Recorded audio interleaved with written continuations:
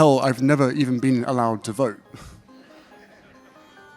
From my institutional role traveling the world to my decade of duties in the military, I saw the power of serving others firsthand. Publicist that steps in and says, we promised you 10 minutes, it's been 30. It's not only the king who's had enough of the petulant prince, the British people are sick to death of him. Prince Harry breaks down after his speech at Upfront Summit 2025 because, well, nobody clapped.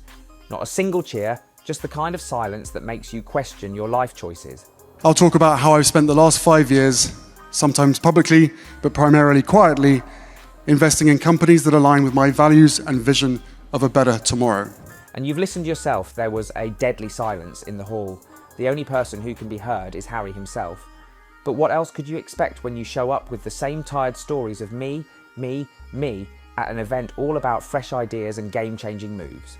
You may be surprised to see me up here, perhaps wondering which of the plethora of issues consuming the world today that I'm going to talk about. Well, I don't have that long, and I know that Mark wants to quiz me after, so I'll keep this important topic brief. At the Upfront Summit 2025 in Los Angeles, Prince Harry took to the stage expecting the usual fanfare reserved for celebrities and public figures of his stature. Instead, what unfolded was an unprecedented moment of silence. This is the third time the man has told us that his father doesn't take his calls anymore, by the way. Harry's constant oversharing, especially about his strained relationship with his father, has become exhausting. The media and the public alike are fatigued by hearing the same narratives recycled over and over again, making his message feel worn out and contradictory. However, we later found out, according to sources, that his father had told the late Queen Elizabeth at the time that he stopped taking them because all of the calls were about money. He said, I'm not an ATM machine. What's worse, his public portrayal often seems inconsistent and sometimes misleading, particularly regarding the true reasons behind his family rift, which only chips away at his credibility. Despite preaching privacy, he openly exposes intimate details through memoirs, Netflix specials, and high-profile interviews, creating a confusing paradox that distances the audience rather than drawing them in. And I want to continue to play a role in thinking more holistically about the end consumer and the impact that we can have on that individual. Prince Harry even paused for a pretty good time, but no one clapped for the Duke of Sussex after his speech. No cheers, not even polite applause, just an uncomfortable silence that left everyone feeling awkward. People familiar with these events called it painfully awkward, completely different from the usual lively atmosphere. Reporters there were shocked, showing they couldn't believe someone as famous as Harry would get such a cold reception. How does a former royal, once celebrated for breaking the mould, become so thoroughly ignored on one of the biggest innovation stages? Well, because before I moved, so much of my life revolved around charity. And since then, while my charities remain a core part of my life's work, I've also been focusing on upstream solutions and prevention. Harry's speech itself failed to ignite any spark. He relied heavily on familiar rhetoric about charity, mental health, and personal service, topics that have defined much of his public life in recent years. However, these themes fell flat in a summit focused on cutting-edge innovation, venture capital, and technological disruption. The way that I answer the question of how we invest in our shared future is different now living in the US to when I was living in the UK. Why? Well, because before I moved, so much of my life revolved around charity. The disconnect was palpable. The audience, composed of forward-thinking entrepreneurs and investors, had no patience to listen to your charitable moves and personal struggles as they seemed out of step with their priorities. This moment was less a misstep and more a public confirmation that corporate America has moved on from Prince Harry's brand. Could it be that the very platform Harry chose revealed just how out of touch he has become? In an article in the Church Times, the concerned priest urged the downbeat Duke to, and I quote, "Give up the role of victimhood," adding, "I grieve for the ginger-topped teenager I once preached to." At the Upfront Summit 2025, Prince Harry stood before an audience that demanded bold, future-focused ideas, leaders and investors ready to back the next wave of innovation and disruption.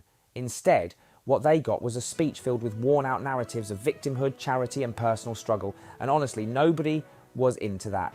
Even in church times, a priest urged to put down this role of victimhood and turn back into what he was. You all know the meaning behind the saying, "Don't put a bandaid on a bullet hole." Well, we seem to be pretty addicted as well as distracted by treating symptoms rather than addressing the deeper issues.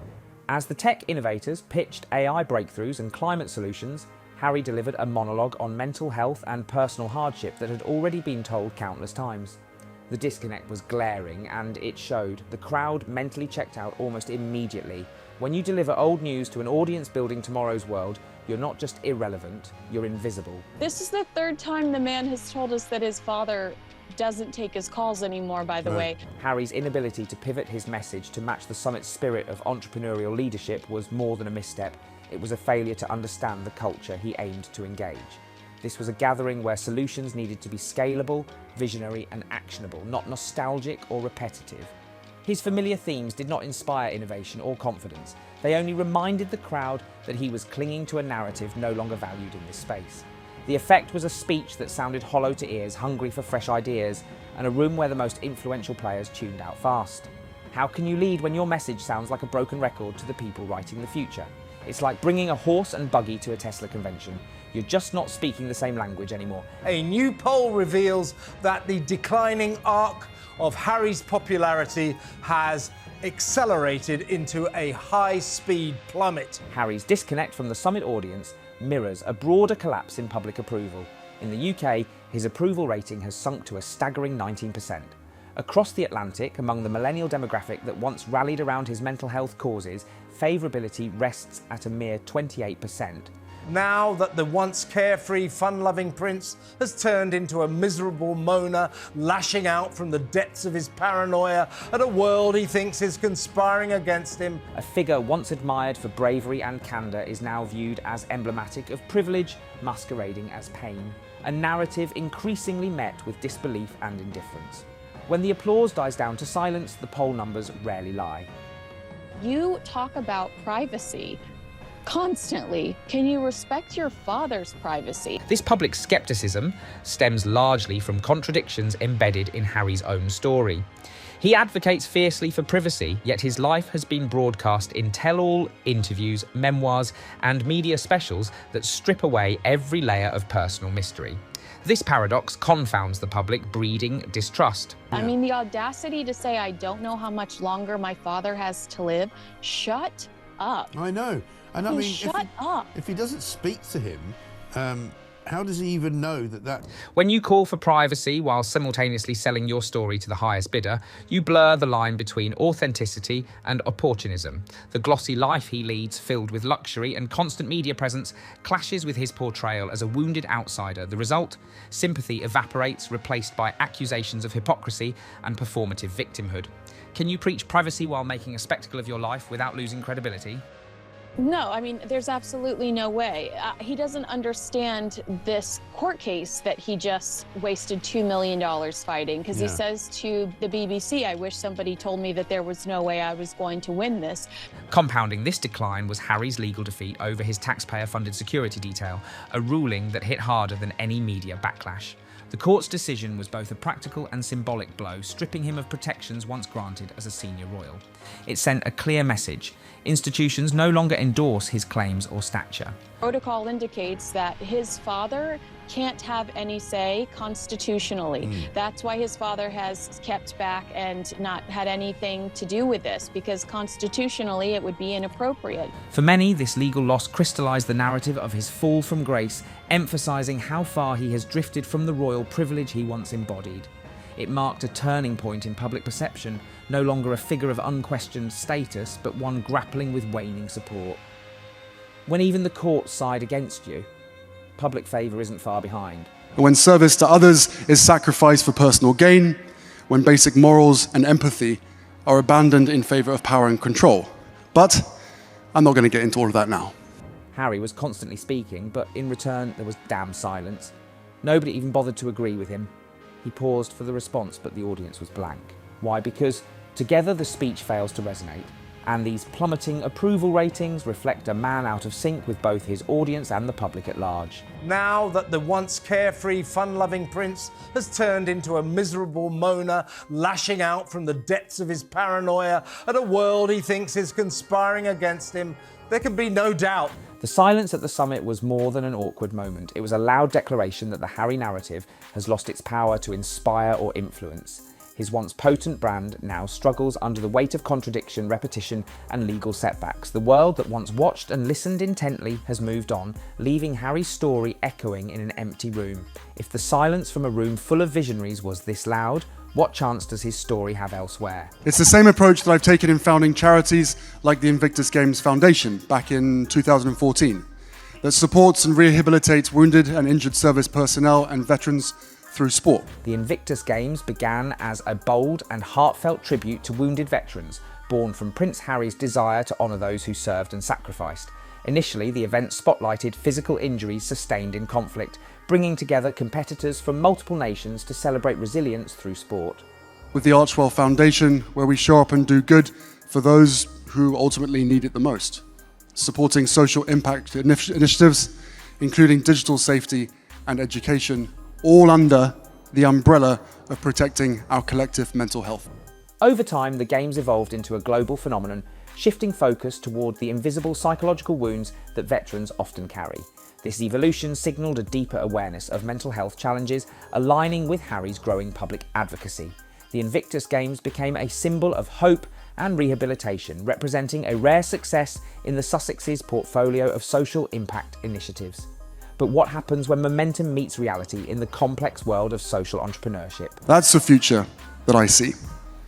Companies that are designed not just for profit, but for an investment in a better shared future. It shows that it was nothing but a PR move, as one of the most glaring signs of Archwell's struggles is its failure to live up to its rebranding as impact entrepreneurs. This shift was meant to position the Sussexes at the forefront of social innovation, investing in and creating ventures that address systemic problems. Yet, the reality paints a different story.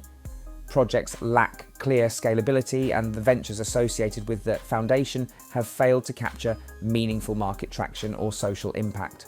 We need a dual approach. Supporting philanthropic organizations while simultaneously investing in companies that are developing technological solutions to address the root causes of societal challenges. What was supposed to be a new model of philanthropy leveraging business principles now risks being dismissed as superficial window dressing. The disconnect between promise and delivery has eroded credibility among stakeholders and the wider public alike. Can impact be engineered without real-world results, or is this just philanthropy in name only? The way that I answer the question of how we invest in our shared future is different now living in the US to when I was living in the UK. Why? Well, because before I moved, so much of my life revolved around charity. Prince Harry's personal journey from the United Kingdom to the United States embodies more than a change of address. It represents a profound shift between two contrasting cultural attitudes towards success, failure, and social impact. In the UK, the charitable sector has traditionally emphasised caution, modesty, and a measured approach to giving, often burdened by a pervasive fear of failure and stigma attached to visible setbacks. The first time you ever visited America, and what were you thinking back then? What did it feel like? What were you thinking? What was that, 1995? I'm not going to lie, I can't remember what I was thinking. Harry's early work reflected this charity-centric, careful mindset rooted in a culture that prizes discretion and gradual progress over bold entrepreneurial gambits. His move to America introduced him to an entirely different worldview, one that openly celebrates failure as a stepping stone, prizes resilience, and embraces risk-taking as essential for innovation. Is it possible to thrive when your new home celebrates what your old one fears? Tell me, what 5 years of living here, what do you miss the most about the UK? Well, look, living here now for 5 years, it feels like home. Harry's American home in Santa Barbara stands as a symbol of this complex transformation. On one hand, it represents his embrace of opportunity, entrepreneurship, and the resilience celebrated by his new environment. Despite Santa Barbara feeling like home to him, mentally he's still in the UK. That can clearly be seen in his speeches. the distance he has travelled from his British roots, yet also of the narratives and habits that linger, charitable sentiments, personal victimhood, and a sometimes hesitant embrace of bold innovation. This duality underpins much of the tension in Harry's public persona and messaging, where the old and new cultural paradigms collide and complicate his ability to resonate fully with either audience.